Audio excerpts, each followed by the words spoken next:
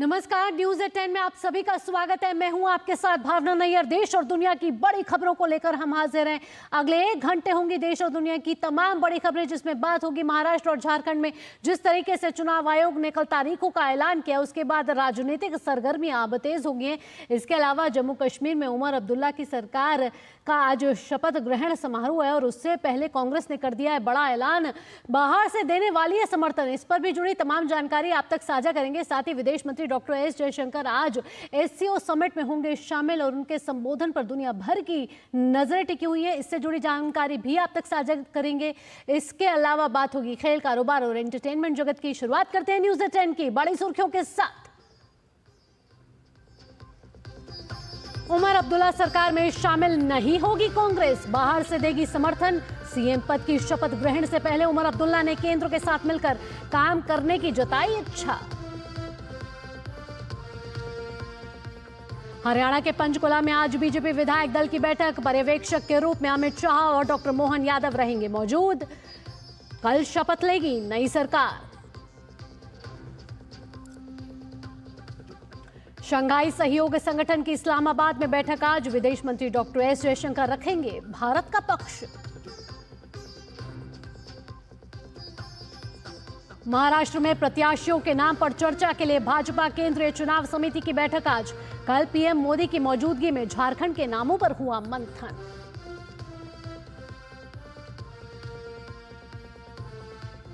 तमिलनाडु, कर्नाटक समेत कई दक्षिणी राज्यों में भारी बारिश का सिलसिला। रेल, सड़क और हवाई यातायात बाधित, स्कूल कॉलेज बंद।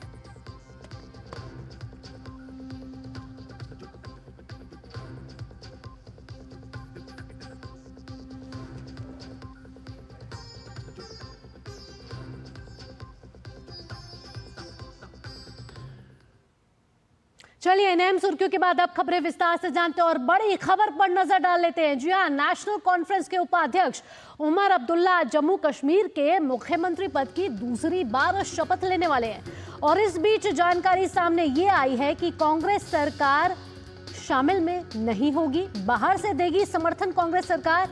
और साथ ही साथ आपको बता दें कि नेशनल कॉन्फ्रेंस ने 42 सीटें जीती थी, जबकि कांग्रेस के खाते में 6 सीटें आई थी।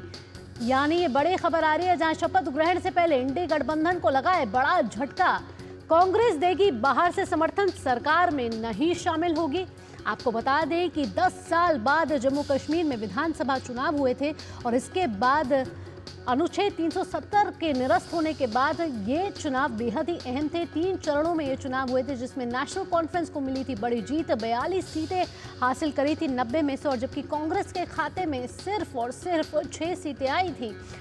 शपथ ग्रहण समारोह और उससे पहले कांग्रेस को यह बड़ा झटका लगा है, इंडी गठबंधन को बड़ा झटका लगा है, जिसमें कांग्रेस सरकार ने घोषणा की है कि वो सरकार में शामिल नहीं होगी और बाहर से देने वाली है समर्थन। और साथ ही साथ आपको बता दें कि 4 निर्दलीय विधायक का सरकार को समर्थन है।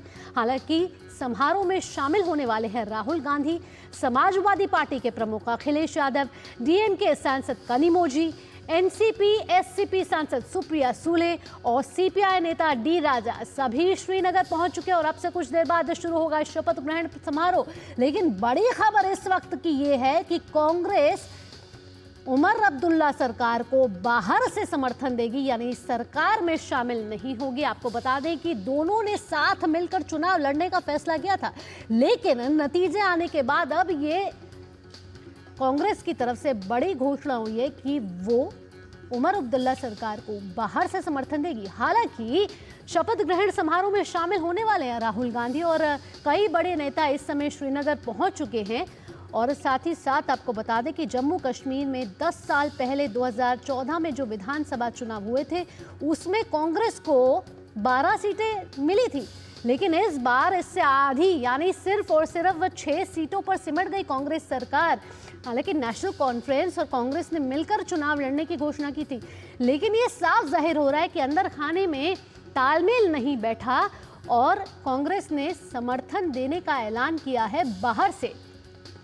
हालांकि सरकार को समर्थन जरूर देगी लेकिन सरकार में शामिल नहीं होगी। इसका मतलब ये कहा जाए जिन 8 विधायकों को आज मंत्री की शपथ दिलाई जाएगी उमर अब्दुल्ला के मुख्यमंत्री के साथ, उसमें कांग्रेस का कोई विधायक शामिल नहीं होगा। तो जम्मू कश्मीर से इस वक्त की बड़ी खबर यही है कि शपथ ग्रहण समारोह है, उमर अब्दुल्ला दूसरी बार मुख्यमंत्री बनेंगे जम्मू कश्मीर के, लेकिन कांग्रेस का कोई विधायक इसमें मंत्री पद की शपथ नहीं लेगा। उधर नेशनल कॉन्फ्रेंस के उपाध्यक्ष उमर अब्दुल्ला ने आज श्रीनगर में शेख मोहम्मद अब्दुल्ला की मजार पर फूल चढ़ाए। नेशनल कॉन्फ्रेंस के नेता उमर अब्दुल्ला जम्मू कश्मीर के मुख्यमंत्री पद की दूसरी बार शपथ लेने जा रहे हैं और इस मौके पर उन्होंने लोगों की समस्याओं को हल करने के लिए केंद्र सरकार के साथ मिलकर काम करने की इच्छा भी जताई और कहा कि ऐसा करने का सबसे अच्छा तरीका जम्मू कश्मीर को राज्य का दर्जा बहाल करके शुरू करना होगा।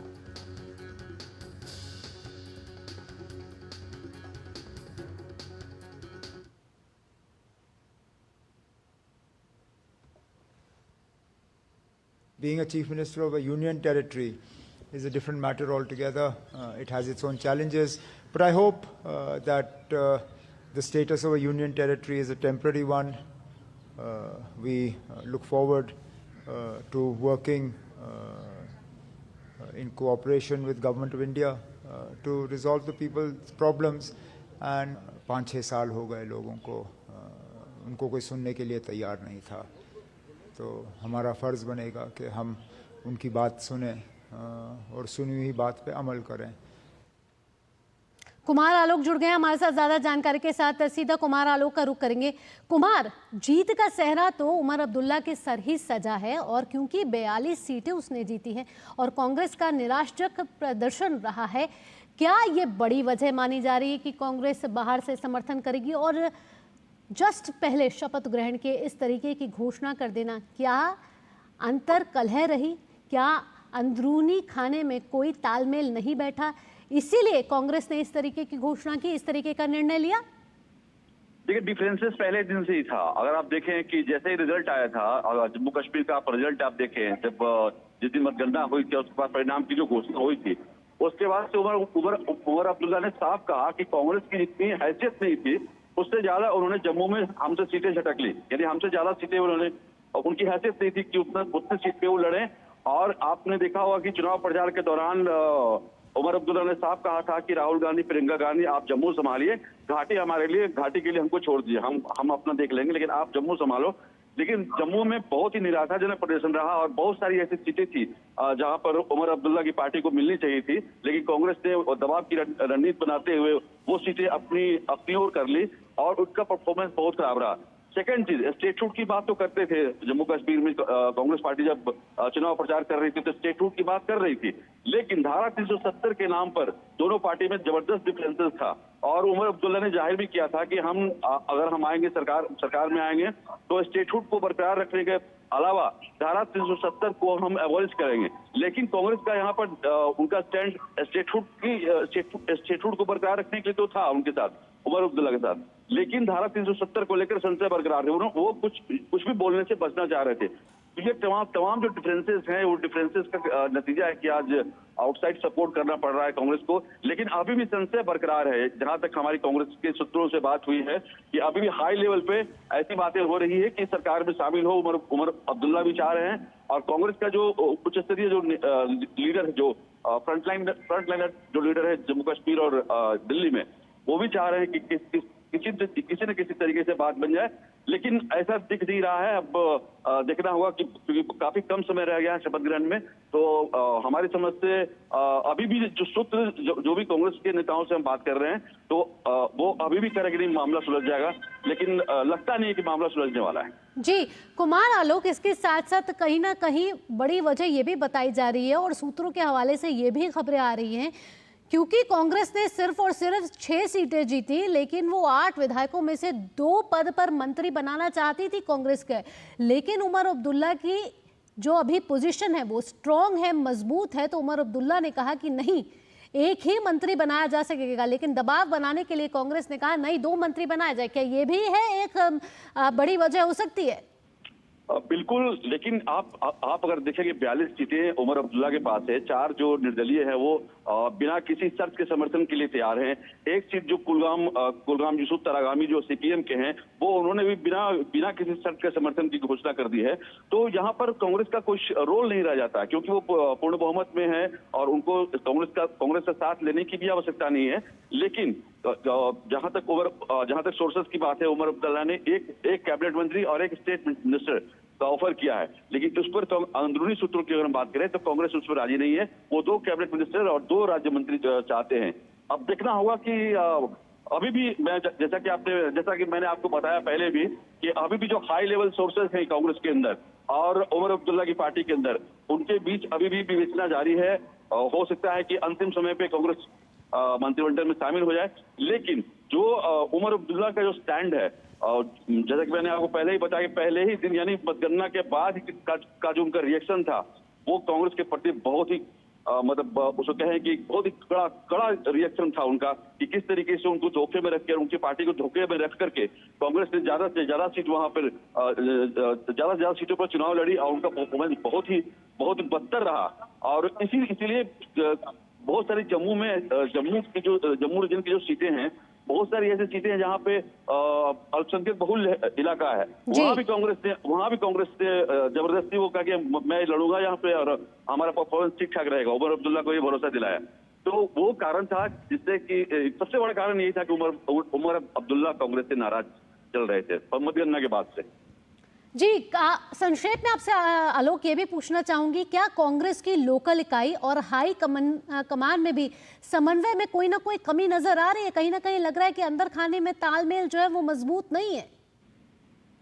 अंदर खाने की अगर हम बात करें तो कोई भी, जैसा कि मैंने आपको बताया, किसी भी लीडर से हम अगर बात कर रहे हैं कश्मीर मसले को लेकर के, जो भी हालिया जो हुआ है कि हम शामिल नहीं होंगे मंत्रिमंडल में, आउटसाइड सपोर्ट करेंगे। हालांकि कांग्रेस का जो स्टैंड रहा है, जहां भी वो गठबंधन की सरकार में रही है, तो आउटसाइड सपोर्ट बहुत कम ऐसा राज्य आपको देखने को मिलेगा जहां पर कांग्रेस ने आउटसाइड सपोर्ट किया हो। लेकिन यहाँ पर कश्मीर में जो पेचीदगी जो आई है, वो पेचीदगी बिल्कुल उमर अब्दुल्ला की नाराजगी है। और उमर अब्दुल्ला कहीं से कोई वो समझौता नहीं करना चाहते। मतलब कि अगर कांग्रेस के उच्च लीडरशिप, जैसे कि मैंने आपको पहले ही बताया कि कांग्रेस का हाई जो कमान है, राहुल गांधी है, सोनिया गांधी है, प्रियंका गांधी है, ये चाह रहे हैं कि वहां कांग्रेस सरकार में शामिल हो। लेकिन अब उमर अब्दुल्ला के ऊपर सारा दारोमदार उनके ऊपर है कि वो क्या स्टैंड लेते हैं। ठीक आलोक, तो तमाम जानकारियों के साथ आपका बहुत बहुत धन्यवाद। अब देखना होगा कि शपथ ग्रहण समारोह में कांग्रेस का क्या रुख रहता है। हालांकि कांग्रेस ने बाहर से समर्थन देने का फैसला किया है और साथ ही साथ सरकार में शामिल नहीं होगी कांग्रेस, ये भी घोषणा कर दी जा चुकी है। यहाँ रुक रहे एक छोटे से ब्रेक के लिए, लेकिन ब्रेक के बाद होगी हरियाणा की, जहाँ विधायक दल की बैठक आज होनी है और हरियाणा का नया मुख्यमंत्री कौन होगा, इस पर भी मंथन चल रहा है। ये सब इस छोटे से ब्रेक के बाद। आप देखते रहिए न्यूज़ 10।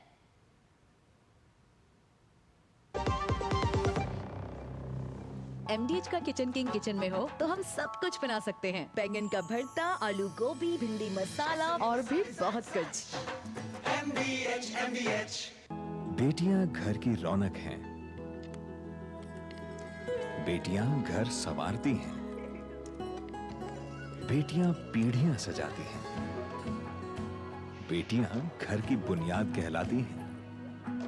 बेटियों को सलाम करता है मोंगिया स्टील का बादशाह। सारी छुर्रियां भर देती हैं, दीवार हमवार कर देती हैं। तो पुट्टी भर ले, हाँ पुट्टी भर ले।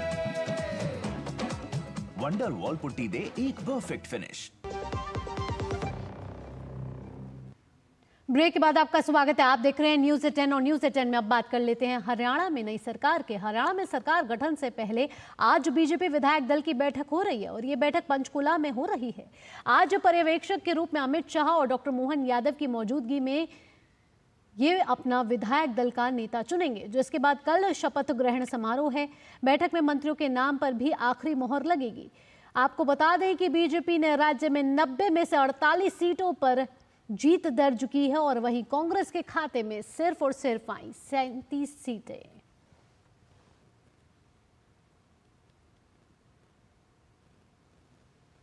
तो पंचकुला से हमारे साथ जुड़ गए निशांत राय ज्यादा जानकारी के साथ। सीधा निशांत का रुख करते हैं। निशांत, राजनीतिक हलचल की बात की जाए तो किस तरीके से राजनीतिक हलचल है, क्योंकि कहा तो ये जा रहा है कि विधायक दल की बैठक में सब साफ है, नायब सिंह सैनी को विधायक दल का नेता चुना जाएगा और उसके बाद मुख्यमंत्री पद की जो शपथ है वो कल शपथ ग्रहण समारोह है।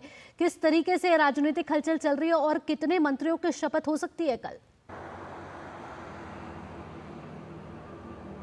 देखिए, अभी सबसे बड़ा सवाल है कि विधायक दल का नेता कौन होगा, और खुद केंद्रीय गृह मंत्री अमित शाह अगर पर्यवेक्षक बनकर आए हैं तो इसका सीधा मतलब है कि वो चाहते हैं कि सब कुछ शांति से हो जाए। और मध्य प्रदेश के मुख्यमंत्री मोहन सिंह यादव भी उनके साथ पर्यवेक्षक बनकर इस समय पंचकुला में मौजूद हैं और कुछ ही देर बाद ये बैठक शुरू होगी। विधायकों के आने का सिलसिला शुरू हो चुका है और देखने वाली बात होगी कि क्या नायब सिंह सैनी के नेतृत्व में हरियाणा अब इस सरकार को आगे बढ़ाएगा।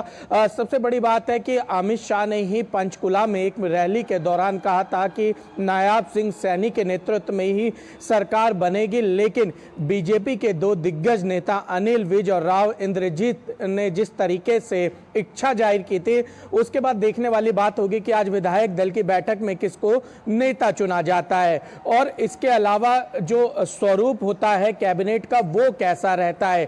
क्या पिछली सरकार की तरह कोई जाट डिप्टी सीएम आएगा या किसी अन्य को डिप्टी सीएम बनाया जाएगा। इसके अलावा कैबिनेट में कितने मंत्री होंगे, उनका किस समीकरण को ध्यान में रखा जाएगा, ये तमाम बातों पे पर्दा अब से कुछ घंटों बाद उठ जाएगा। लेकिन एक बात तय है कि फिलहाल सबकी नजर विधायक दल के नेता के ऊपर है कि आखिर विधायक किसको चुनते हैं। जी, साथ ही साथ निशांत, कहीं ना कहीं हम बीजेपी के रिकॉर्ड को देखें तो एक सरप्राइज फैक्टर हमेशा आखिरी मोमेंट तक रहता है। क्या यहाँ पर भी गुंजाइश लगाई जा रही है, कयास लगाए जा रहे हैं कि आखिरी में कोई एक सरप्राइज फैक्टर होगा जो सामने आएगा? देखिए, इसकी उम्मीद कम है क्योंकि नायब सिंह सैनी को काफ़ी कम समय काम करने का मौका दिया गया था, लेकिन उसके बावजूद अगर बीजेपी सरकार बना रही है तो ऐसे में बड़ा फेरबदल होने के बहुत ही कम चांसेस हैं। लेकिन बीजेपी की कोशिश ये रहेगी कि कोई भी अनुशासनहीनता बैठक के दौरान ना हो और जो पर्यवेक्षक हैं वो विधायकों की बात सुनेंगे, जिसके बाद से विधायक दल के नेता का चुनाव किया जाएगा। लेकिन ये उम्मीद कम ही है कि नायब सिंह सैनी के अलावा कोई और चेहरा होगा। लेकिन एक बात यह है कि अगर विधायकों में कहीं भी असंतोष होता है तो हो सकता है कि डिप्टी सीएम का कॉन्सेप्ट हरियाणा में भी देखने को मिले। पिछली बार की बात करें तो जेजेपी के साथ बीजेपी गठबंधन में थी, दुष्यंत चौटाला यहाँ पर डिप्टी सीएम बीजेपी के लीडर थे। तो ऐसे में बीजेपी चूंकि इस बार अपने दम पर पूर्ण बहुमत में है तो क्या करती है, सब तमाम चीजें दिखने वाली होंगी। जी निशांत, इसके साथ साथ डबल इंजन की सरकार एक बार फिर देखने को मिलेगी और कल जब शपथ ग्रहण होगा तो भाजपा का शक्ति प्रदर्शन तो साथ ही साथ देखने को मिलेगा ही, साथ ही तैयारियां किस तरीके से की जा रही है, किन बड़े नेताओं को आमंत्रित किया गया है? देखिए, बिल्कुल एनडीए के तमाम बड़े नेताओं को आमंत्रित किया गया है। एनडीए शासित जो सरकारें उनके मुख्यमंत्रियों को आमंत्रित किया गया है। इसके अलावा ड्रोन दीदियों को आमंत्रित किया गया है, प्रगतिशील किसानों को आमंत्रित किया गया है, सफाई कर्मचारियों को आमंत्रित किया गया है, मजदूर वर्ग से लोगों को आमंत्रित किया गया है। कुल मिलाकर बीजेपी कल पंचकुला दशहरा मैदान पर इतिहास रचने जा रही है और 10 साल बाद एक पूर्ण बहुमत की जो सरकार जो बीजेपी ने लगातार 10 साल बाद बनाई है उसको लेकर बीजेपी का कल यहाँ शक्ति प्रदर्शन देखने को मिला। खुद प्रधानमंत्री नरेंद्र मोदी इसमें शामिल हो रहे हैं। बीजेपी के राष्ट्रीय अध्यक्ष जेपी नड्डा की बात की जाए, बीजेपी गृह मंत्री अमित शाह इसमें मौजूद रहेंगे और ये कहा जा सकता है कल का शपथ समारोह बीजेपी की हरियाणा में सरकार बन रही है उसका कहीं ना कहीं एक रोड मैप वहां पर नजर आएगा और पार्टी की मैनिफेस्टो में तमाम घोषणाएं थी वो कल के शपथ समारोह के बाद जो पहले बैठक होगी। जी निशांत, तो तमाम जानकारियों के साथ आपका बहुत बहुत धन्यवाद। तो निशांत बता रहे थे कि इस समय पंचकुला में विधायक दल की बैठक हो रही है और कुछ ही देर में पर्दा हट जाएगा कि कौन होगा हरियाणा का नया मुख्यमंत्री। और साथ ही साथ कल जब शपथ ग्रहण समारोह होगा और कल वाल्मीकि जयंती भी है, इस मौके पर शपथ ग्रहण समारोह रखा गया, तो ऐसे में तैयारियां जोरों शोरों से चल रही है। आइए अब आगे बढ़ते हैं, बात कर लेते हैं उत्तर प्रदेश के बहराइच में, जहां हुई घटना के बाद शहर में सुरक्षा और कड़ी कर दी गई है। पूरे इलाके में RRF और पुलिसकर्मियों को तैनात किया गया है। तो इस वक्त की बड़ी खबर पर नजर डाल रहे हैं, जहां इस हिंसा की घटना के बाद सीओ महसी रुपेंद्र गौड़ को हटा दिया जा चुका है। तो उत्तर प्रदेश सरकार की तरफ से बड़ा फैसला लिया गया है और इससे पहले मामले में थाना अध्यक्ष हरदी और एक चौकी इंचार्ज को भी निलंबित किया जा चुका है। साथ ही साथ उत्तर प्रदेश सरकार लगातार इस मामले पर नजर बनाए हुई है और इस मामले पर उन्होंने उपद्रवियों के साथ जो भी उपद्रवियों ने किया उस पर कोई कड़ी कार्रवाई करती हुई नजर आई है। अब बात एससीओ समिट की, जहां विदेश मंत्री डॉक्टर एस जयशंकर आज इस्लामाबाद में शंघाई सहयोग संगठन की बैठक को संबोधित करने वाले हैं और सबकी नजरें इस संबोधन पर है, क्योंकि शंघाई सहयोग संगठन के शासनाध्यक्षों की 23वीं बैठक आज इस्लामाबाद के जिन्ना कन्वेंशन सेंटर में होने वाली है। आपको बता दें, ये एक वार्षिक बैठक है जिसमें व्यापार और आर्थिक मुद्दे मुख्य एजेंडा में हो सकते हैं। और एक बार फिर आपको लिए चलते हैं उत्तर प्रदेश के बहराइच की खबर में, जहां सांप्रदायिक हिंसा घटने के बाद उत्तर प्रदेश की सरकार लगातार कड़ी कार्रवाई करती हुई नजर आ रही है। इससे पहले कई बार हमने देखा कि सुरक्षा बल कड़ी मुस्तैदी के साथ काम करता हुआ नजर आया और इस वक्त की बड़ी खबर ये कह रही है कि महसी के सीईओ भूपेंद्र को सस्पेंड कर दिया जा चुका है। हालांकि वहां अभी हालात जो हैं वो सामान्य है, लेकिन उत्तर प्रदेश की सरकार कड़ी कार्रवाई करती हुई नजर आ रही है। इससे पहले थाने अध्यक्ष हरदी और चौकी प्रभारी को भी निलंबित किया जा चुका है। रामेंद्र जुड़ गए हमारे साथ ज्यादा जानकारी के साथ, सीधा रामेंद्र का रुख करेंगे। रामेंद्र, हम देख रहे हैं कि उत्तर प्रदेश के मुख्यमंत्री भी पीड़ित परिवार से इससे पहले मिलने गए थे और उन्होंने कहा था कि उपद्रवियों ने जिस तरीके की हिंसा को अंजाम दिया है कड़ी कार्रवाई की जाए। इसके साथ साथ पुलिस प्रशासन पर भी कड़ी कार्रवाई करते हुए उत्तर प्रदेश सरकार नजर आ रही है। अब इस समय सीईओ को निलंबित किया गया है। देखिए भावना, उत्तर प्रदेश के मुख्यमंत्री जब इन परिवार से मिल रहे थे तो बहुत भावुक थे और जिस तरीके से इन्होंने पूरी घटना बताई कि किस तरह बेटे की दर्दनाक हत्या की गई है, उसको गोली मारी गई है, चाकू मारे गए हैं, उसके नाखून उखाड़ दिए गए हैं, उससे बहुत द्रवित थे और आंखों में आंसू भरे हुए थे। उन्होंने स्पष्ट निर्देश दिया, यहाँ आप समझिए कि 4 आईपीएस अधिकारी तैनात हैं, 2 एडिशनल एसपी स्तर के अधिकारी तैनात हैं, 4 सीओ तैनात हैं, पीएससी लगाई गई है, कमांडोज उतारे गए हैं। यानी कोई चूक उत्तर प्रदेश सरकार नहीं करने की। शांति है, ये महत्वपूर्ण उत्तर प्रदेश सरकार के लिए नहीं है। ये मिसाल बने कि आगे कोई इस तरीके की हरकत न करे। इस तरीके से उत्तर प्रदेश सरकार कार्रवाई करना चाहती है। हालांकि अभी जो मूल आरोपी उनकी गिरफ्तारियां सुनिश्चित नहीं की जा सकी हैं। माना जा रहा है कि नेपाल वो भाग गए हैं, अपने जो रिश्तेदार हैं उनके यहाँ। लेकिन जिस तरह सीओ को हटाया गया, ये हरदी एसओ को पहले ही हटाया गया, चौकी इंचार्ज को हटाया जा चुका है, तो बड़ी साफ गोई से यहाँ जो additional ADG law and order Amitabh से 2 दिन रहे और 2 दिन के बाद सरकार को उन्होंने रिपोर्ट सौंपी कि किन अधिकारियों के कारण, किन अधिकारियों की लापरवाही से घटना घटी थी। इस घटना को पुलिस रोक सकती थी, अगर लाठीचार्ज न करती तो रामगोपाल मिश्रा आज यहाँ जीवित होते। लाठीचार्ज के कारण, क्योंकि जब पीछे भाग गए जो दुर्गा पूजा में जा रहे थे लोग, उनके ऊपर लाठीचार्ज की गई, भागे और ये अकेला लड़का घर में फंस गया, जिसके कारण इसकी नृशंस हत्या की गई है। गांव के लोग, हम इस गांव, पीछे हमारे गांव है रेवा मंसूर, जहां हम आके खड़े हुए हैं, यहाँ हर आदमी की जबान पर एक ही चर्चा है कि आखिर इतनी नृशंसता से हत्या क्यों की गई। भावना जी रामेंद्र, अब तक 50 लोगों की गिरफ्तारी हो चुकी है, साथ ही साथ 3 पुलिस कर्मचारियों पर भी गाज गिर चुकी है। क्या और पुलिस कर्मचारियों पर गाज गिरने की उम्मीद जताई जा रही है? देखिए, बड़े अधिकारी भी निशाने पर हैं सरकार के, क्योंकि उनकी लापरवाही के कारण ये घटना घटित हुई। अगर ठीक से इस चीजों को मैनेज किया गया होता, निर्देश दिए गए होते, तो शायद ये नहीं होता। तो उम्मीद की जानी चाहिए कि जल्दी ही बड़े अधिकारियों पर भी सरकार की गाज गिरेगी और मुकदमे पुलिस और लिख सकती। भावना, अभी तक इंटरनेट सेवाएं बाधित हैं, मैसेज भी नहीं जा रहा, कोई वीडियोज भी नहीं मिल रहे हैं। जैसे इंटरनेट सेवा बहाल होगी, तमाम वीडियोज मिलेंगे, तमाम और चीजें मिलेंगी, इनपुट मिलेगा, तो पुलिस दूसरे मुकदमे भी दर्ज कर सकती है। और पुलिस का और सरकार का स्पष्ट मानना है कि ये घटना पूरे उत्तर प्रदेश में दोबारा कहीं ना हो, इस तरह की कार्रवाई हो, और उसके लिए प्रशासन और सरकार दोनों तैयार है। तो एक बड़ा शांति का संदेश जाता हुआ उत्तर प्रदेश की सरकार की तरफ से, जहां एक्शन मोड में दिख रही है उत्तर प्रदेश की सरकार। साथ ही साथ रामेंद्र, आपसे ये जानना चाहेंगे, अभी उत्तर प्रदेश के बहराइच की महसी इलाके में किस तरीके के हालात है? क्या अभी भी उतनी ही तादाद में सुरक्षा बल मौजूद है वहां पर? बिल्कुल सिक्योरिटी उसी तरीके से पीएससी तैनात है। हम जिस गांव के आए हैं रेवा मंसूर, वहां पीएससी तैनात है, फोर्स तैनात है। जो जहां जहां छोटे मोटे भी उत्पात हुए हैं वहां सब जगह पुलिस तैनात है। हर नाके पर पुलिस तैनात है कि कोई भाग नहीं सकता है। सारे बंदेज इस तरीके से किए गए हैं और लगातार निगाह है, सरकार की निगाह है, इसलिए प्रशासन पूरी तरीके से एक्टिव मोड में दिख रहा है।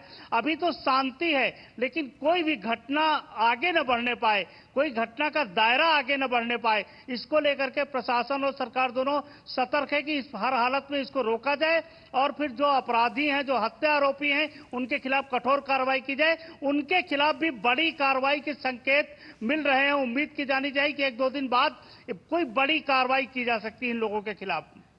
ठीक राम, इन तमाम जानकारियों के साथ आपका बहुत बहुत धन्यवाद। नजर बनाए रखेगा, आगे भी आपसे अपडेट लेते रहेंगे। चलिए सीधा रुख करते हैं दिल्ली में इमर्जिंग ट्रेंड्स इन रेगुलेशन कार्यक्रम में केंद्रीय मंत्री ज्योतिरादित्य इस समय संबोधित करें। आइए सीधा रुख करते हैं। Must ensure that it poses tremendous value to that marginal farmer sitting in the fields of Bihar, a state in India, as it would to every student in the villages of Latin America, as it would to every single artisan in the hills of Africa. And that purpose must be very clear and incisively molded in our minds as we chart that path. I do believe at the same time that as volumes expand and as data permeates our lives and as access to the world knows no limits, we must also, whether it's 3GPP, ITUs, WTSA, we must also ensure security. We must also ensure cyber security for every single citizen that avails of this opportunity. Finally, I believe that India has a tremendous opportunity in this area. As the standards are set for 6G, technology is going to become much more software-centric. And as technology becomes much more software-centric, India has an inherent comparative and competitive advantage, considering her tremendous engineering and software skills that have been honed, finessed, and harnessed over the last 4 decades. Consider this, that close to 31.7% of the world's STEM graduates hail from India. And therefore that presents a huge opportunity for us to be a very vibrant supporter of this 6G technology, which will open the doors for AI, open the doors for IoT, open the doors for ML. And as we chart that path, I'm very confident that our Bharat 6G Alliance will play a very constructive and a very collaborative role, a very value additive role going forward while putting together the 6G regulations and standards as we walk down that path. When I say constructive, when I say collaborative, our B6GA has already forged alliances with the next G alliance in the US. The 6G SNSI. दूरसंचार विनियामकों के अंतर्राष्ट्रीय सम्मेलन को संचार मंत्री ज्योतिरादित्य सिंधिया इस समय नई दिल्ली में संबोधित कर रहे थे, जहां उन्होंने बताया कि भारत तकनीक के क्षेत्र में लगातार प्रगति कर रहा है, लेकिन साइबर सुरक्षा पर हम सभी को मिलकर काम करना होगा। साथ ही साथ उन्होंने कहा कि 6G के क्षेत्र में भी भारत लगातार आगे बढ़ रहा है। इसी के साथ बुलेटिन में ले लेते हैं एक छोटा सा ब्रेक, लेकिन ब्रेक के बाद बात होगी विदेश मंत्री डॉक्टर एस जयशंकर की इस्लामाबाद यात्रा की, जहां आज वो भाग लेने वाले हैं शंघाई सहयोग संगठन की अहम बैठक में। ये सब इस छोटे से ब्रेक के बाद। अब आया असली स्वाद। अब आया स्वाद। जब स्वाद के पड़े हो लाले तो MDH का चंकी चाट मसाला डालें। MDH का चंकी चाट मसाला। MDH। बेटियां घर की रौनक हैं। बेटियां घर संवारती हैं। बेटियां पीढ़ियां सजाती हैं। बेटियां घर की बुनियाद कहलाती हैं। बेटियों को सलाम करता है मोंगिया स्टील, स्टील का बादशाह। ब्रेक के बाद आपका स्वागत है। आप देख रहे हैं न्यूज़ 18 और अब बात कर लेते हैं SCO समिट की। विदेश मंत्री डॉक्टर एस जयशंकर आज इस्लामाबाद में शंघाई सहयोग संगठन यानी SCO की बैठक को संबोधित करेंगे। शंघाई सहयोग संगठन के शासनाध्यक्षों की 23वीं बैठक आज इस्लामाबाद के जिन्ना कन्वेंशन सेंटर में होगी। ये एक वार्षिक बैठक है जिसमें व्यापार और आर्थिक मुद्दे मुख्य एजेंडा में होते हैं। सम्मेलन की कार्यवाही एक ग्रुप फोटोग्राफ और पाकिस्तान के प्रधानमंत्री शहबाज शरीफ के उद्घाटन भाषण के बाद शुरू होगी। SCO के अन्य सदस्य देशों का प्रतिनिधित्व चीन, रूस, बेलारूस, कजाकिस्तान, किर्गिस्तान, तजाकिस्तान और उज्बेकिस्तान के प्रधानमंत्रियों के साथ साथ ईरान के प्रथम उपराष्ट्रपति करेंगे। वहीं दोपहर बाद डॉक्टर एस जयशंकर का दस्तावेजों पर हस्ताक्षर और आधिकारिक लंच में हिस्सा लेने का भी कार्यक्रम है। इसके बाद विदेश मंत्री नूर हवाई अड्डे से भारत के लिए रवाना होंगे। आपको बता दें कि 9 साल में किसी भारतीय विदेश मंत्री की यह पहली पाकिस्तान यात्रा है।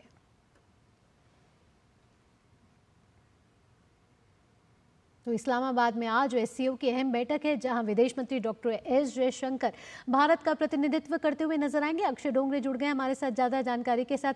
अक्षय, आपसे ताज़ा अपडेट लेना चाहेंगे। अगर पिछले 10 सालों की बात की जाए तो भारत की विदेश नीति में लगातार प्रगति हुई है, लगातार बदलाव आए हैं और भारत अपने एजेंडे के साथ, अपने रुख के साथ क्लियर रहा है। वैश्विक पटल पर भारत की साख बढ़ी है। अगर SCO की बात करें तो दुनिया के सबसे बड़े क्षेत्रीय संगठनों में से ये कहीं ना कहीं कहा जाता है। ऐसे में भारत को SCO समिट से क्या उम्मीदें हैं और दूसरे देश भारत को किस नज़र से देख रहे हैं? देखिए, आपने बिल्कुल ठीक कहा। पिछले 10 सालों में अगर भारत की विदेश नीति की बात की जाए तो उसमें लगातार बदलाव हुए हैं। भारत की साख भी बढ़ी है और अगर पिछले 10 साल पहले अगर भारत की विदेश नीति को देखा जाए तो पाकिस्तान उसका एक बड़ा और एक अहम एजेंडा हुआ करता था। किस तरह से पाकिस्तान के साथ डीलिंग करनी है, किस तरह से पाकिस्तान को जवाब देना है, ये एक मुख्य एजेंडा रहा करता था। काफ़ी सारा फोकस भारत की विदेश नीति का पाकिस्तान के ऊपर चला जाता था। लेकिन पिछले तकरीबन 5-6 सालों में खास तौर पर हमने बदलाव बड़ा देखा है कि भारत ने अपनी विदेश नीति में पाकिस्तान को वो अहम भूमिका देनी ही बंद कर दी है। पाकिस्तान को एक तरह से एक रोग नेशन, एक ऐसा देश जिसमें केवल आतंकवाद को बढ़ावा दिया जाता है, आतंकवाद को एक्सपोर्ट किया जाता है, उस तरह से देखा जाता है। तो डायलॉग्स और डिस्कशन जिस तरह से हमने देखा है वो पूरी तरह से भारत के द्वारा बंद कर दी गई है। ये 9 सालों में पहली बार है जब कोई विदेश मंत्री पाकिस्तान गए हैं। पिछली बार 2015 में सुषमा स्वराज गई थी, वो भी एक कॉन्फ्रेंस के लिए, एक समिट के लिए वहां गई थी और उसी वक्त doctor S Jaishankar foreign secretary हुआ करते थे तो वो भी इस्लामाबाद गए थे। लेकिन उसके बाद 9 सालों तक एक तरह से कहीं ना कहीं दोनों देशों के बीच वार्ता बंद कर दी गई और भारत का रुख बिल्कुल साफ रहा है कि अगर आतंकवाद पाकिस्तान से होता रहेगा, उसको बढ़ावा दिया जाता रहेगा तो द्विपक्षीय वार्ता का कोई सवाल ही नहीं पैदा होता। और इसीलिए 9 साल बाद विदेश मंत्री जब वहाँ गए हैं तो वहाँ की मीडिया में भी भारत के विदेश मंत्री के आने की खबर को लेकर काफ़ी ज़्यादा उत्सुकता और हाईलाइट उसको काफ़ी ज़्यादा किया गया है। लेकिन भारत की तरफ से एक चीज़ साफ है कि SCO एक मल्टीनेशनल फोरम है जहाँ पर भारत की हिस्सेदारी है और इसी कारण विदेश मंत्री वहाँ गए हैं। पाकिस्तान का इससे ज़्यादा कुछ लेना देना नहीं है। ये सिर्फ एक कोइंसिडेंस की बात है कि पाकिस्तान इस बार SCO समिट होस्ट कर रहा है। पिछली बार एक बार जब भी अन्य देशों में एससीओ समिट होते रहे तो वहाँ पर प्रधानमंत्री ने भी कई बार शिरकत की है, लेकिन इस बार विदेश मंत्री को भेजा गया ताकि विदेश नीति हमारी एक तरह से साफ रखी जाए, पाकिस्तान के इस समिट को इतने ज़्यादा अहमता ना दी जाए।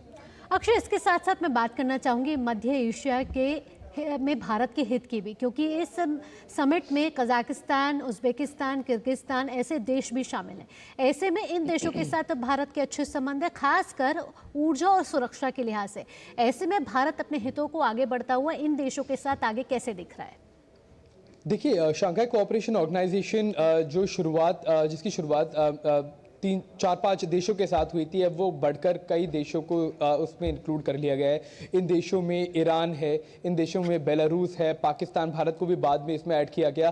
तो एससीओ की ग्रुपिंग में कई सारे ऐसे देश हैं जिनके ऊपर भारत सीधे तौर पर ऊर्जा के लिए निर्भर करता है। इसमें अब सबसे बड़ा देश अगर देखा जाए तो वो रूस खुद है, क्योंकि जब से यूक्रेन और रूस के बीच जंग शुरू हुई उसके बाद से हमने देखा कि ऊर्जा के इम्पोर्ट के लिए रूस के ऊपर काफ़ी ज़्यादा भारत अब निर्भर हो रहा है और अब अपनी ऊर्जा के जो स्रोत है उनको एक्सपोर्ट करने के लिए रूस भारत के ऊपर निर्भर है। तो इसी को लेकर हमने देखा है कि दोनों देश अहम बातचीत कर सकते हैं।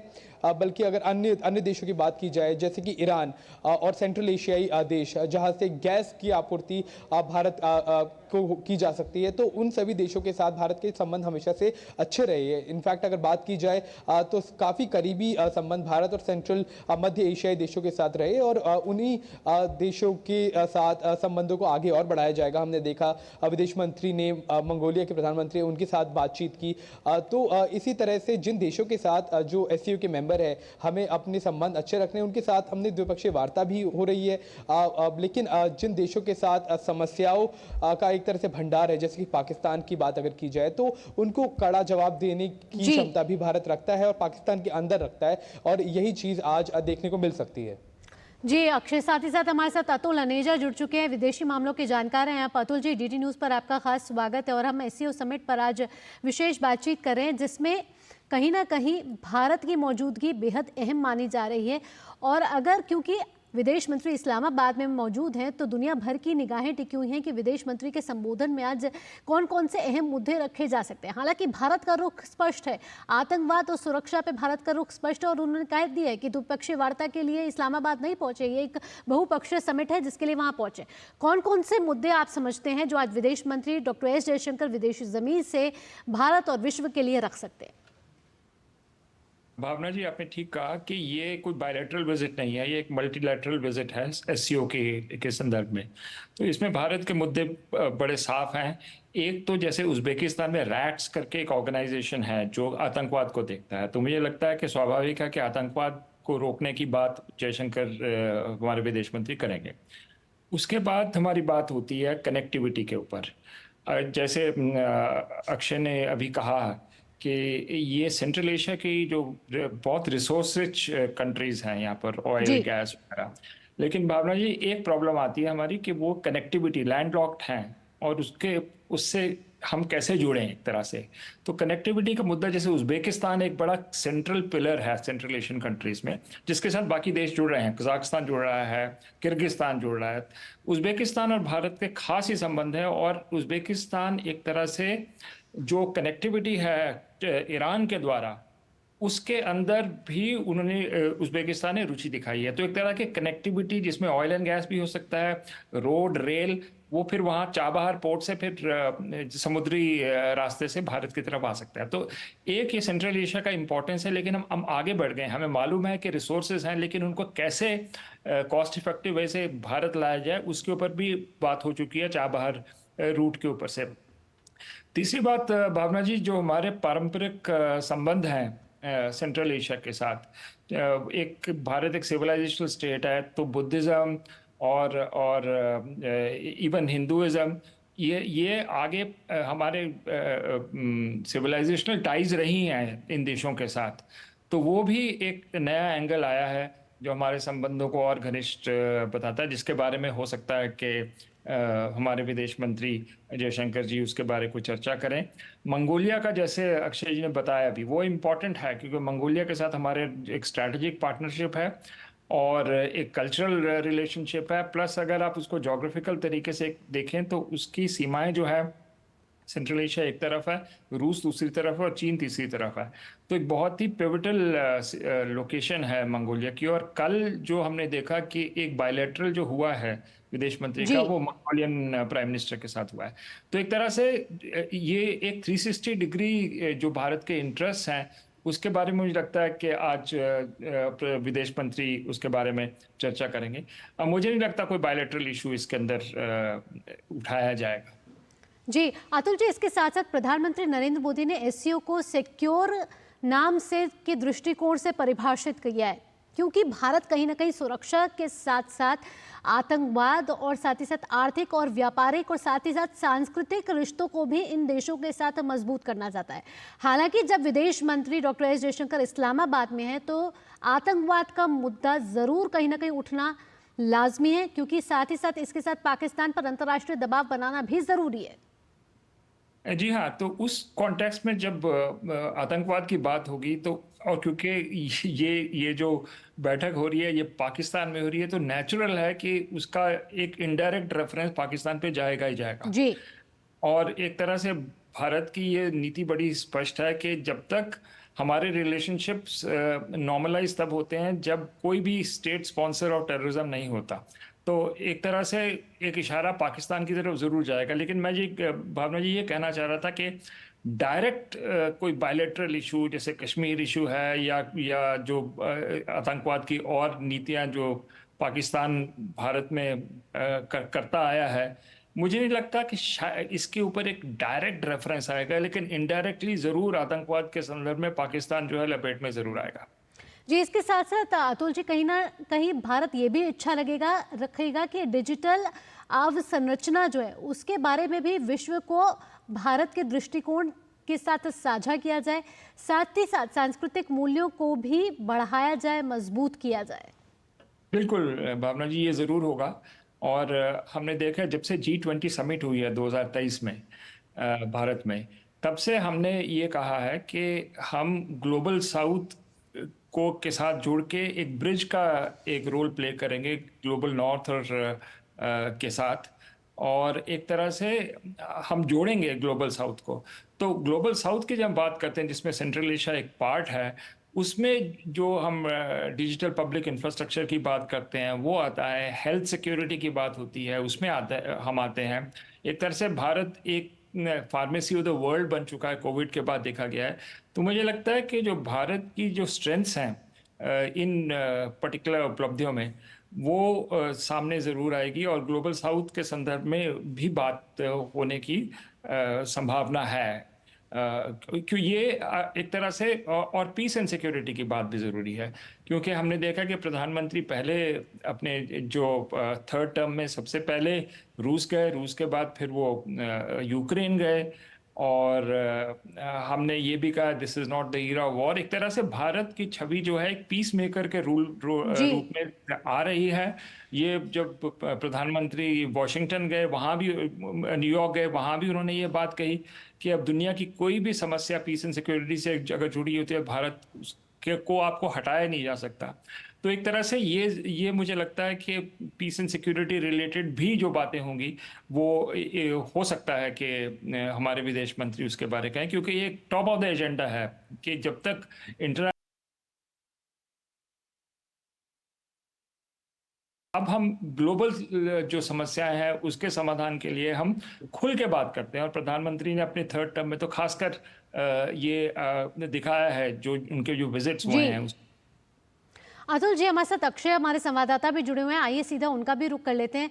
अक्षय, कहीं ना कहीं भारत ना केवल इस मंच को सामरिक और कूटनीतिक दृष्टिकोण से महत्वपूर्ण मानता है, इसके साथ साथ इस मंच का प्रयोग इस तरीके से भी करेगा कि भारत स्पष्ट है कि आतंकवाद एक तरफ है, लेकिन क्योंकि ये बहुपक्षीय समिट है तो इसमें सभी देशों को साथ मिलकर चलना है और अपने जटिल संबंधों को एक तरफ करके सभी देश किस तरीके से व्यापारिक और आर्थिक तौर पर एक साथ मजबूत हो सकते हैं और एक बेहतरीन संगठन के तौर पर आ सकते हैं, इसकी भूमिका भी दर्शाता हुआ भारत कहीं ना कहीं नजर आएगा। जी आपने बिल्कुल ठीक कहा, लेकिन साफ तौर पे अगर देखा जाए भारत का जो रुख है या फिर विदेश नीति है, तो भारत ने एक चीज़ मेंटेन करके रखी है, एक बात बोल के हमेशा रखी है कि जो रिश्ते हैं भारत और पाकिस्तान के तब तक नॉर्मलाइज नहीं हो सकते जब तक पाकिस्तान आतंकवाद को स्पॉन्सर करना बंद ना करे, आतंकवाद को पालना बंद ना करे और एक्सपोर्ट करना बंद ना करे। आपने ठीक कहा, बहुपक्षीय वार्ता है, द्विपक्षीय नहीं है, इसीलिए हो सकता है भारत सीधे तौर पर नाम लेकर पाकिस्तान को नेम एंड शेम ना करे। लेकिन हमें एक चीज़ समझनी होगी कि अगर आर्थिक डेवलपमेंट की बात की जाए, इकोनॉमिक डेवलपमेंट की बात की जाए, ट्रेड की बात की जाए, तो ट्रेड डेवलपमेंट, इकोनॉमिक ग्रोथ तब तक नहीं हो सकती जब तक एक पीसफुल एनवायरनमेंट ना हो। तो ये एक तरह से इंटरलिंक्ड है, आतंकवाद इकोनॉमिक ग्रोथ इंटरलिंक्ड है। अगर आतंकवाद रहेगा तो कोई भी देश अपनी इकोनॉमिक ग्रोथ के ऊपर फोकस नहीं कर पाएगा, उसका सारा फोकस अब बट जाएगा, वो आतंकवाद से अपने आप को सुरक्षित रखने के लिए होगा। एक न्यूक्लियर आर्म्ड कंट्री अगर आतंकवाद को स्पॉन्सर करता है, अगर उसके देश में उसामा बिन लादेन पकड़ा जाता है, मारा जाता है, उसके देश में अगर अन्य आतंकवादी संगठन ऑपरेट करते हैं, चाहे वो अफगानिस्तान के खिलाफ हो या फिर भारत के खिलाफ हो या फिर अन्य देशों के खिलाफ भी, तो एक चिंता भारत की बिल्कुल लाजमी है कि ट्रेड तब तक ढंग से नहीं हो सकता, इकोनॉमिक डेवलपमेंट तब तक नहीं हो सकती और साउथ एशिया कहीं ना कहीं विकास तब तक नहीं कर सकता जब तक पाकिस्तान अपनी हरकतों से बाज ना आए, जब तक पाकिस्तान आतंकवाद को हार्बर करना, स्पॉन्सर करना बंद ना करे। क्योंकि किसी भी देश के लिए इकोनॉमिक ग्रोथ के लिए ये ज़रूरी है कि एक एनवायरनमेंट क्रिएट किया जाए।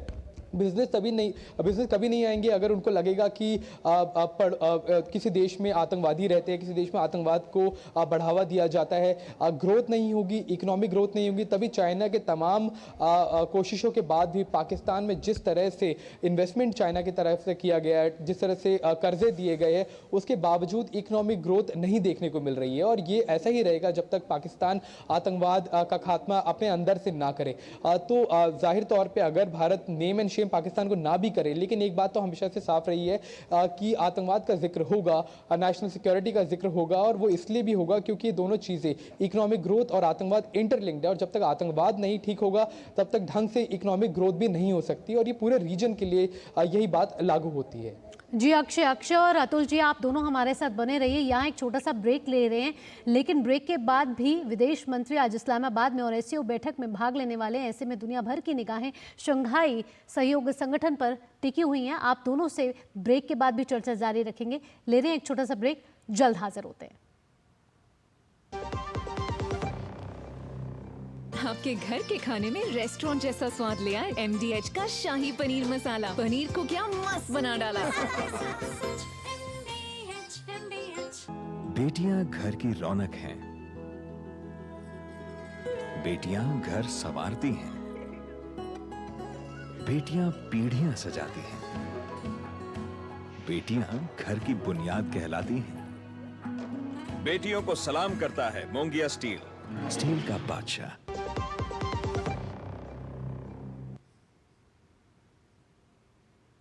ब्रेक के बाद आपका स्वागत है। आप देख रहे हैं न्यूज़ 18 और हम बात कर रहे हैं एससीओ समिट की, यानी कि शंघाई सहयोग संगठन की, जहां विदेश मंत्री डॉक्टर एस जयशंकर आज संबोधित करेंगे। इस्लामाबाद में ये बैठक हो रही है, वार्षिक बैठक है और तमाम देशों की नज़रें आज भारत पर है क्योंकि विदेश मंत्री के संबोधन से कई मसले सामने आते हुए नजर आएंगे। हमारे साथ अतुल अनेजा, विदेश मामलों के जानकार, और साथ ही साथ अक्षय डोंगरे हमारे संवाददाता जुड़े हुए हैं। अतुल जी का रुख करना चाहेंगे। अतुल जी, हमने तमाम मायनों की बात करी इस एससीओ समिट से जुड़ी हुई, इसके साथ साथ सुरक्षा, व्यापार और कनेक्टिविटी के बेहतर अवसर तलाशने का भी मौका मिलेगा भारत को इस समिट से।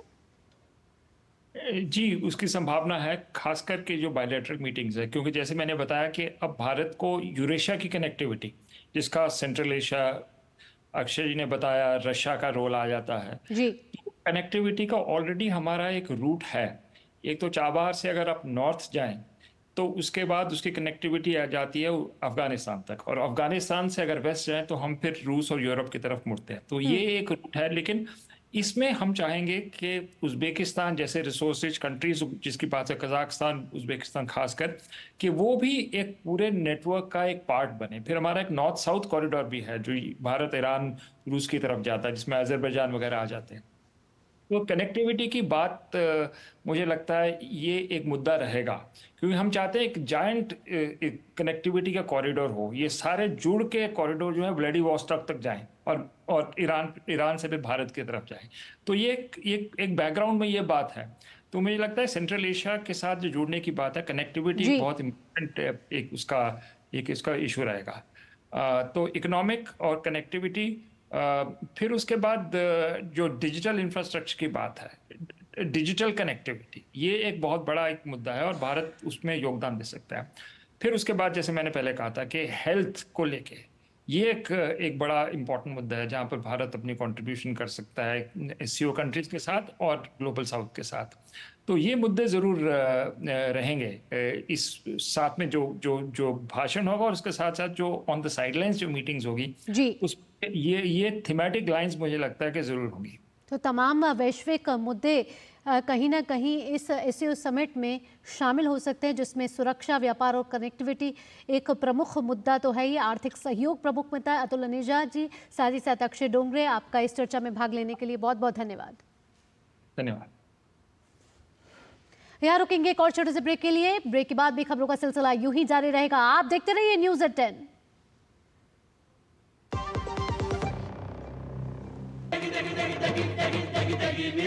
MDH की देगी मिर्च, देगी मिर्च का तड़का, अंग अंग फड़का। MDH की देगी मिर्च। बात जब पीढ़ियों के लिए बनने वाले घर की हो तो जिम्मेदारी बड़ी हो जाती है। गैलेंट समझता है ये जिम्मेदारी। अब डबल एम रिब्स के साथ गैलेंट एडवांस TMT रीबार, निर्माण का रियल हीरो।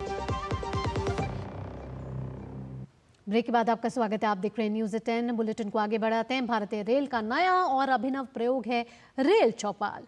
रेल चौपाल का आयोजन पहली बार नई दिल्ली रेलवे स्टेशन पर नॉर्दर्न रेलवे ने किया है, जिसमें दिल्ली के DRM सुखविंदर सिंह ने रेल मुसाफिरों से बातचीत की है और उनके सुझावों पर अमल करने की बात भी कही है। हमारे संवाददाता राजेश राज की देखिए ये खास रिपोर्ट। भारतीय रेल ने एक अनोखा प्रयोग किया है रेल चौपाल लगाकर। नई दिल्ली रेलवे स्टेशन पर रेल चौपाल का आयोजन नॉर्दर्न रेलवे ने किया और DRM सुखविंदर सिंह, जो दिल्ली डिवीजन के DRM हैं, उन्होंने मुसाफिरों से बातचीत की। कैसा रहा ये नया एक्सपीरियंस, हम सीधा सुखविंदर सिंह से आपको बातचीत कराते हैं, रूबरू कराते हैं। ये मेरे हिसाब से हमने फर्स्ट टाइम किया है और बड़ा ही इनफॉर्मल वे में किया है। हमने बिना कुछ प्लानिंग से किया हुआ है और जस्ट हमने एक गांव की सेटिंग की है और ऑन द स्पॉट जो पैसेंजर्स हैं उनको एकत्रित करके उनको इनकरेज करके बोलने के लिए बोला है कि आपने सुझाव दें। तो एक अनूठा प्रयास है ये। अमूमन ऐसा देखा जाता रहा है कि जब मुसाफिर सवाल करते हैं रेल से तो लोग भागते हैं, लेकिन मैंने देखा कि लोग सवाल कर रहे थे और आप बखूबी उसका जवाब दे रहे थे। हम इसलिए नहीं भाग रहे, पहली बात तो क्योंकि हमने बहुत काम किया है। हम सब लोगों ने, हमारे कर्मचारियों ने, हमारे ऑफिसर्स ने, हमारे सुपरवाइजर्स ने बहुत मेहनत की है। हम लोग डेली सारे स्टेशन साफ़ कर रहे हैं और उनकी डेली की फ़ोटोज़ हम लोग खुद, मैं पर्सनली देखता हूं और रेलवे बोर्ड को भेजता हूं। तो इस तरह से हम लोग कॉन्फिडेंट है, हम किसी से आज की डेट में घबराते नहीं हैं, क्योंकि हमें पता है कि हमारा स्टेशन और हमारी ट्रेन बिल्कुल साफ़ है। और जो इंटरेक्शन हुआ उसमें जनरली सब लोगों ने हमें को सराहा है। एक दो जो सुझाव आए हैं वो बहुत वैलिड हैं, उस पर भी हम फोकस करके, जैसे एक सुझाव था कि डस्टबिन कंपैरेटिवली कम होते हैं कुछ एरिया में, तो वो बड़ा अच्छा सुझाव था, उस पर हम कार्रवाई करके उसको भी इम्प्रूव कर देंगे। स्वच्छता का जो सवाल है वो लोगों के माइंडसेट से भी जुड़ा हुआ है। हमने देखा कि मुसाफिरों ने इस सवाल को भी रेज किया मजबूती से कि हम तमाम लोग प्रयास करें तभी भारतीय रेल का प्रयास रंग लाएगा। देखिए, जो ये सफाई है बेसिकली एक सामाजिक कार्य है, ये किसी एक आदमी का या किसी एक फर्म का या किसी कंपनी का नहीं है, ये हम सबका मिलजुल के है। तो जैसा कि आज भी लोगों ने भी बताया, पैसेंजर्स ने, वो भी जागरूक हैं, वो भी कहते हैं कि हम भी अवेयरनेस बढ़ाएंगे और हम खुद भी कूड़ा नहीं फेंकेंगे और ना ही फेंकने देंगे। क्या ये अभियान जो है आप निरंतर चलाएंगे, इस तरह के और भी रेलवे स्टेशन पर ऐसे प्रयोग किए जाएंगे? जी हाँ, ये पूरे इंडियन रेलवे में इस तरह के एक्सपेरिमेंट किए जाएंगे। पर्पज़ ये है कि हम लोग आम जनता से और जुड़ जाएं और उनके सुझाव लें और उनको प्रेरित करें कि हमारे स्टेशन और हमारी ट्रेन बिल्कुल स्वच्छ रहें। स्वच्छता अभियान चलाने में किन किन चीज़ों का ध्यान रखा जाना चाहिए? बहुत सारे सुझाव आए हैं जिसको वैलिड पॉइंट बताया जा रहा है और ये प्रयोग देश के अन्य स्टेशनों पर भी आने वाले दिनों में चलाए जा सकेंगे। कैमरामैन रविंद्र के साथ नई दिल्ली रेलवे स्टेशन से मैं राजेश राज, DD न्यूज़ के लिए। राष्ट्रपति द्रौपदी मुर्मू के मलावी दौरे को लेकर यहां रहने वाले भारतीय मूल की महिलाओं में खासा उत्साह देखा जा रहा है। उन्हें इस बात की बेहद खुशी है कि पहली बार कोई भारतीय राष्ट्रपति मलावी आ रहा है और वह एक महिला राष्ट्रपति हैं। इन महिलाओं से खास बातचीत की है हमारे संवाददाता अजीत द्विवेदी ने। राष्ट्रपति द्रौपदी मुर्मू के मलावी दौरे को लेकर मलावी में रहने वाला भारतीय समुदाय खासा उत्साहित है और खासतौर पर महिलाओं की बात करें तो महिलाएं खासी उत्साहित है। ऐसी कुछ महिलाएं हमारे साथ लिलोंगवे में है, हम उनसे बात करते हैं। राष्ट्रपति पहली बार मलावी में आ रहे हैं, वो बहुत बड़ी खुशी की बात है हमारे लिए और मलावी के लिए भी। और मैं 2005 से यहाँ पे हूँ, 20 साल तो हो गए हमारे यहाँ के। द्रौपदी मुर्मू जी इधर आ रहे, बहुत खुशी की बात है और हमारे यहाँ भारत और मलावी के संबंध भी गाढ़े होंगे कि अच्छा है, आने की खुशी की बात है। इतना आनंद है, कभी जैसे दिवाली फेस्टिवल आ रहा है, नवरात्रि अभी गई, जैसे दिवाली अभी आ गई ऐसा लगता है हमको। द्रौपदी जी आ गए, बहुत अच्छा। और यहाँ का समाज भी आप बोले तो बहुत अच्छा, हमको जैसे कुटुंब के जैसे हम रहते हैं, सपोर्ट भी बहुत अच्छा मिलता है, सब कुछ बहुत अच्छा है यहाँ पे। प्रेसिडेंट ऑफ इंडिया यहाँ पे आ रहे हैं तो हम सब लोग मलावी और इंडिया का जो बॉन्डिंग है वो बहुत स्ट्रांग होने वाला है वो आने के बाद। एक्चुअली हमें वो फील हो रहा है कि तो ये यहाँ पर मलावी में भारतीय समुदाय है जो कि दशकों से यहाँ पर रह रहा है और यहाँ की उन्नति और प्रगति में भारतीय समुदाय का एक बहुत बड़ा योगदान है। कैमरामैन शंभुनाथ मिश्रा के साथ Ajit Dwivedi, DD news, Lilongwe, Malawi. इसी के साथ न्यूज़ 10 में इतना ही। देश और दुनिया की बड़ी और अहम खबरों के लिए आप देखते रहिए डीडी न्यूज, क्योंकि डीडी न्यूज ही है भरोसा सच का। मुझे दीजिए अनुमति, नमस्कार।